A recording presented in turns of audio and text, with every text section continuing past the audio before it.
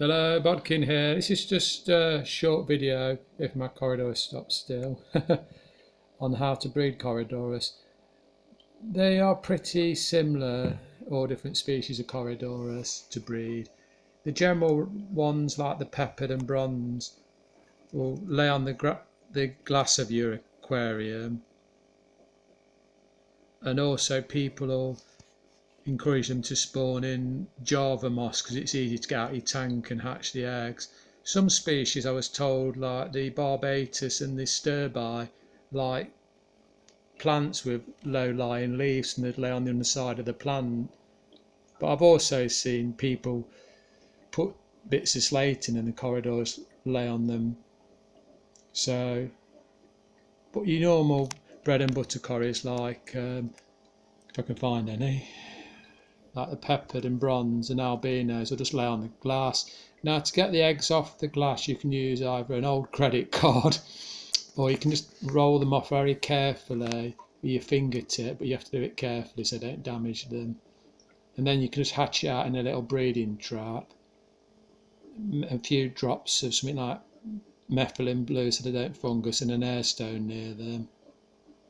And then when they hatch out, you can, if you're very careful, use a bit of egg yolk or powdered food, even algae wafers, I'd imagine.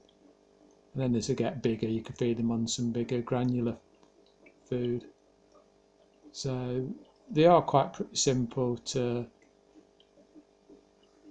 breed. You can also put some plants in the breeding trap to aid the filtration, so it naturally filter the water. And also some good old snails, they'll help with the babies. So it's just a few tips on breeding Corydoras. Like I say, the peppered and bronze and albino are quite straightforward to breed. And just to add, your water parameters, I should have mentioned this, they're not too fussy, as long as the water's not mega hard. I mean, the pH is 7.8, the eggs should hatch out. To trigger the fish to spawn, you'd have to do a cool water change and get the temperature down to about 65. That really triggers Corydoras to spawn because it stimulates the cold rainy season. Also, I was told with Corydoras that don't go too mad when you clean out the babies because they can be a bit sensitive to changes, and just make sure the breeding trap or the tank you're growing them on is clean at the bottom.